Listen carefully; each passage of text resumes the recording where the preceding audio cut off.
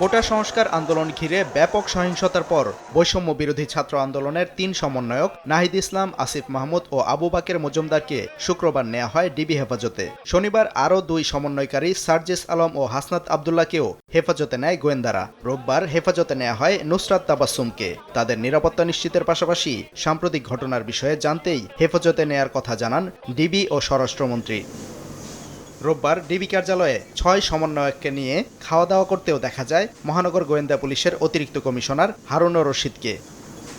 এদিকে রাতে ডিবি হেফাজতে থেকেই ভিডিও বার্তা দেন আন্দোলনের ৬ সমন্বয়ক। কোটা সংস্কারের দাবি পূরণ হওয়ায় বৈষম্য বিরোধী ছাত্র আন্দোলনের সব ধরনের কর্মসূচি প্রত্যাহারের ঘোষণা দেন আন্দোলনের অন্যতম সমন্বয়ক নাহিদ ইসলাম। সহিংসতার বিচার দাবি করে দ্রুত শিক্ষা প্রতিষ্ঠান খুলে দেওয়ার আহ্বান জানান তারা। আমাদের প্রধান দাবি ছিল কোটার যৌক্তিক সংস্কার, যা ইতিমধ্যে সরকার পূরণ করেছেন। এখন শিক্ষার সুষ্ঠু পরিবেশ নিশ্চিত করার লক্ষ্যে দ্রুত শিক্ষা প্রতিষ্ঠান খুলে দেওয়ার জন্য সরকারের প্রতি জোর আহ্বান জানাই।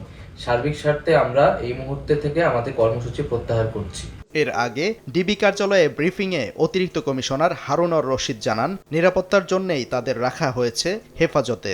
কারা কারা আপনাদেরকে বিভিন্নভাবে উস্কানি দিয়েছিল এটা আমরা জানতে চেয়েছি। তারা কিছু নাম্বারও আমাদের বলেছে, নামও দিয়েছে। সিকিউরিটির স্বার্থে যাদেরকে আমরা এনেছি তাদের নিয়ে যদি কেউ গুজব ছড়ায় সেটা আপনারা বিশ্বাস করবেন। এদিকে বিকেলে সমন্বয়কদের সঙ্গে দেখা করতে ডিবি কার্যালয়ে যান তাদের অভিভাবকরা। সাক্ষাতের সুযোগ না পেয়ে ক্ষোভ জানান তারা। এখানে ভর্তি চিকিৎসাধীন অবস্থায় এদের ৩ জনকে একসাথে তুলে নিয়ে গেছে এবং এদেরকে প্যান্টও পরতে দেয়নি। ডিবি পরিচয়ে 7 জন এসে নিয়ে গেছে। একটা পরিবার এসে তাদের হেফাজত, এটা কেউ বিশ্বাস করে না। তারা ওখানে কি চিকিৎসা দিবে? এটা তো হাসপাতাল না। চিকিৎসাধীন অবস্থা থেকে তো উঠাই নিয়ে আসে, এটাকে নিরাপত্তা বলে? তবে আন্দোলনের সমন্বয়কদের নিয়ে উদ্বিগ্ন হওয়ার কারণ নেই বলে আশ্বস্ত করেন গোয়েন্দারা। সাদিকুর রহমান, সময় সংবাদ, ঢাকা।